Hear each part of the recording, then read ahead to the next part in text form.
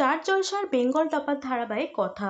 গত বছর জনপ্রিয় ধারাবাহিক তুতেকে সরিয়ে সেই স্লটে আসে নয়া এই ধারাবাহিক। বহু বছর পর টেলিভিশনের পর্দায় কামব্যাক করেছেন অভিনেতা সাহেব ভট্টাচার্য। প্রথমবারের মতো অভিনেত্রী সুস্মিতা দের সঙ্গে জুটি বেঁধেছেন তিনি। গল্পের নায়ক উত্তর মেরু হলে নায়িকা দক্ষিণ মেরু। তবুও কি করে দুজনে কাছাকাছি আসে সেটাই গল্পে দেখা যাবে। ধারাবাহিকের গল্পে এই মুহূর্তে প্রিয়ার কাণ্ড দেখে মাথায় হাত। হবু শ্বশুরবাড়িতে কেউ এই ধরনের পোশাক পরে? তবে নূপুর বা কথা কারোর কথায় কর্ণপাত করে না প্রিয়া। উল্টে বলে শ্বশুরবাড়ির লোকেদের জানা দরকার সে কোন ধরনের মানসিকতা রেখে চলে।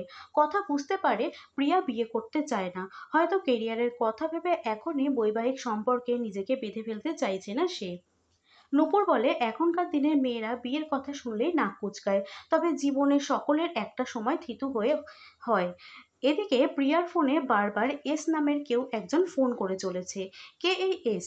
কথা বুঝতে পারে এমন কিছু নিশ্চয়ই হচ্ছে যা সে জানে না এবং বিষয়টি রহস্যময়। এদিকে প্রিয়ার হবু শ্বশুরবাড়ির লোক থাকে উত্তরবঙ্গে। সেখানে এসে রীতিমতো ঘুরে বেড়ানো মেজাজে গোটা পরিবার। পাত্রের নাম অভিজিৎ। তার পরিবারও কথাদের পরিবারকে সাদরে গ্রহণ করেছে। বাড়িতে খুশির আবহ। তবে প্রিয়ার পোশাক দেখে চিন্তায় পড়ে পাত্রের মা। সম্বন্ধ দেখতে এসে এ কেমন পোশাক পরেছে মেয়ে। এদিকে প্রিয়াঙ্কা যার পরনের চেষ্টা করে চলেছে সকলের মনে বিরক্তি আনার।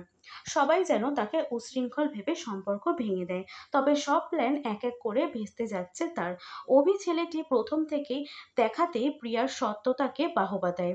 প্রিয়ার বেশি রাতে ঘুমানো, সকালে দেরি করে ওঠা, রেডিও জকি হওয়ার ইচ্ছাকে সাদরে গ্রহণ করে সে।